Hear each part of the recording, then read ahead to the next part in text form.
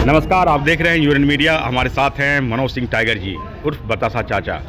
2022 के उपचुनाव में इनकी गतिविधियां काफ़ी थी। इवन कहा जाए तो गांव-गांव की पगडंडी जितना इन्होंने लांगी थी शायद ही किसी हमारे सेलिब्रिटी लांगा होगा। ये घर घर तक घुस जाते थे बिना कुछ बताए। तो चुनाव आ गया है, सर पे है। ये मौजूद हैं एक बार फिर से निरहुआ जी कार्यालय आजमगढ़ में। तो बतासा चाचा जी, सबसे पहले स्वागत है आपका निरहुआ जी कार्यालय में आजमगढ़ में।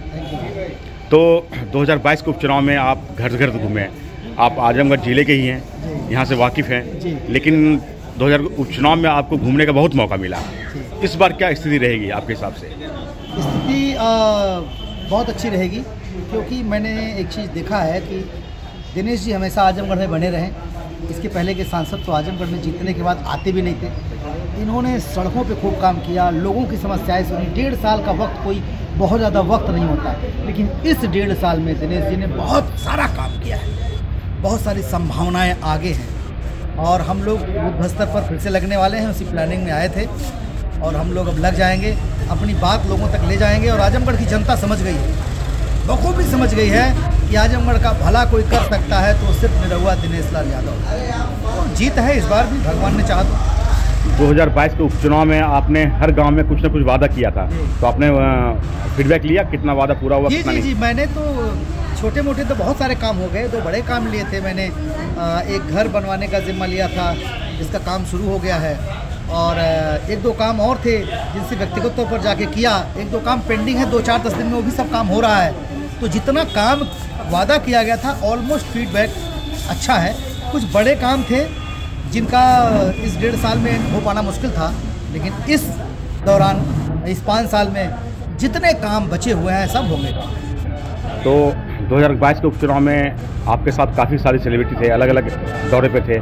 आप क्या दिनेश जी से उसके बाद मुलाकात हुई तो उन्होंने आपने अपना फीडबैक दिया उनको? तो इस बार क्या प्लानिंग है आपकी?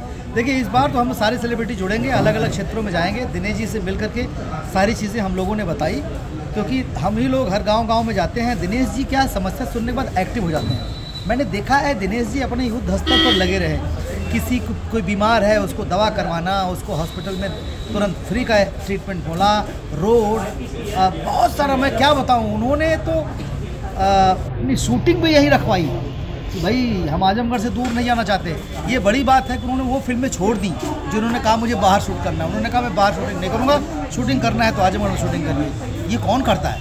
जबकि एक सिनेमा का उनको कितना लाखों रुपए मिलते हैं, कोई छोड़ता है क्या पैसा? लेकिन उन्होंने सिनेमा छोड़ दिया कि हमें करना है तो हमें आजमगढ़ में करना है। तो उपचुनाव जीतने के बाद जब आपने काफ़ी लोगों को नंबर दिया था, लोगों के फ़ोन आते होंगे आपको, तो क्या अभी आते हैं? आते हैं, और जो बोलते हैं मैं उनके गांव में जाता हूं, उनसे मिलता हूं। सारे लोगों से मिले और सब संतुष्ट हैं। कुछ लोग हैं जो अभी भी वही जो विरोध करते आए हैं, उनकी बातों में आप ना पड़ें। मैं कहूँगा कि जो हवा फैलाने वाले हैं उनकी चक्कर में ना पड़ें। आजमगढ़ का भला एक बेहतरीन सांसद मिला है निरहुआ, जो कुंडली मार के यहाँ बैठा है, काम करेगा।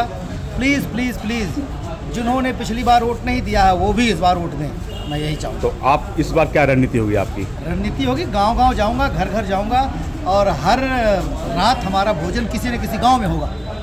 वहाँ लिट्टी चोखा लगेगा, दिन में प्रचार करेंगे, रात में गाँव में बैठेंगे, वहाँ भजन मंडली होगी, कीर्तन होगी, और उन सबकी समस्याएं सुनेंगे, और उस 5 साल में सबकी समस्याओं को पूरा किया जाएगा। तो आप फाइनली आजमगढ़ आ गए हैं चुनाव प्रचार के लिए या फिर आने वाले हैं? नहीं, आ गए हैं। आपकी एक्टिविटी शुरू हो गई है? शुरू हो गई एक्टिविटी। अब निरहुआ को जो जिताने से बड़ा मिशन और क्या हो सकता है? मिशन आजमगढ़ शुरू हो मिशन आजमगढ़ शुरू हो गया। और देखिए, हम लास्ट उपचुनाव में बसपा के मौजूद कैंडिडेट थे। इस बार बसपा के कैंडिडेट जो है चले गए हैं सपा में, तो क्या रहेगा परिदृश्य आपके हिसाब से? देखिए, अब जनता को हम लोग जो कहते थे कि इस 1.5 साल में एक बार अपने सांसद को आजमाइए, तो आजमा लिया उन्होंने। उनको ये बात पता चल गई कि हम आसानी से पकड़ सकते हैं निरहुआ उसकी पकड़ से दूर नहीं है। तो वो मतदाता बखूबी जाएंगे। बसपा के सारे जो वोटर थे उन्हें पता है कि अब हमारे लिए निरहुआ बेस्ट है, तो निरहुआ में आना है, आना ही पड़ेगा उनको, क्योंकि उनको मालूम आदमी किस लिए वोट देता है, काम करने के लिए ना। तो काम करने वाला है निरहुआ, काम करेगा, वोट देंगे सब लोग। बहुत बहुत धन्यवाद आपका। Thank you.